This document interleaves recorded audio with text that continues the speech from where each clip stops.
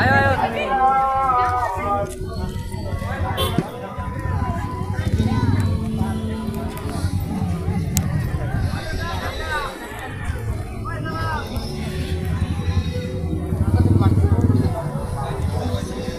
মাঠের ভিতরে আসেন, বসেন, ভিতরে বসেন, আসেন।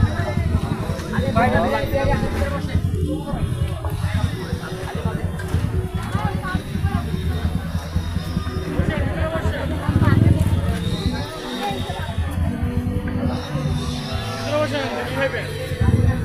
এগুলা কি মাখানো হয়?